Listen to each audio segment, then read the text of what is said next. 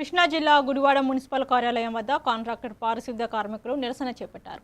Outsourcing విధానంలో పనిచేస్తున్న కార్మికులను శాశ్వత ఉద్యోగులుగా గుర్తించాలని డిమాండ్ చేశారు. సమాన పనికి సమాన వేతనం అమలు చేయాలని కోరారు. జీవో 673 ద్వారా పారిశుద్ధ్యం, డ్రైనేజీ సేవలను ప్రైవేట్ సంస్థలకు అప్పగించే ప్రయత్నాలను వ్యతిరేకిస్తున్నట్లు తెలిపారు. కార్మికుల సంఖ్య పెంచాలని, కాంట్రాక్టర్ విధానాన్ని రద్దు చేయాలని నాయకులు ప్రభుత్వాన్ని కోరారు.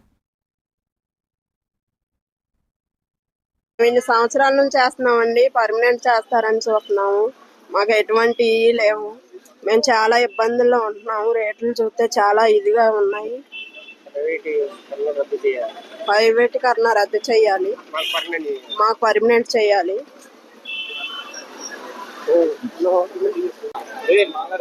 గతంలో స్థానిక సంస్థలకి కేంద్ర రాష్ట్ర ప్రభుత్వాలు 74, 73 ఆర్టికల్ కింద నిధులు ఇస్తూ ఉండేవి.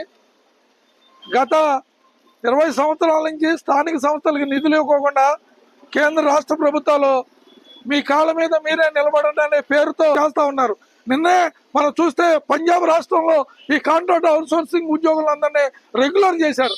కానీ మన రాష్ట్రంలోకి వచ్చేటప్పటికి గత ప్రభుత్వం, ఈ ప్రభుత్వాలు వీళ్ళని రెగ్యులర్ చేయట్లా. సుప్రీంకోర్టుకు పోరాడాలని ఈ సందర్భంగా తెలియజేస్తూ ఈరోజు గుడివాడ పట్టణంలో మున్సిపాలిటీ ముందు ఈ నిరసన కార్యక్రమాన్ని చేయటం జరుగుతాం. కాంట్రాక్ట్ కార్మికులు అనేక సమస్యల మీద పోరాటం చేస్తున్నారు. ఈ ప్రధానమైన డిమాండ్స్ మీద ఏంటంటే రాష్ట్ర నాయక పిలుపు మేరకు కాంట్రాక్టు కార్మికులు గత 25 సంవత్సరాల నుండి మున్సిపాలిటీలో పనిచేస్తున్నారు. అయితే మాకంటూ ఒక గుర్తింపు జరుగుతుంది. ఈ సంతకాల సేకరణ మన మున్సిపల్ శాఖ మంత్రి నారాయణ గారికి కూడా రేపు 22వ తారీఖున పాదయాత్రతో వెళ్లి ఈ సంతకాల సేకరణ కూడా ఇవ్వడం జరుగుతుంది. కాబట్టి ఈ యొక్క మాకు ప్రధానమైన డిమాండ్స్ మా యొక్క సమస్యలు పరిష్కరించి ఇవి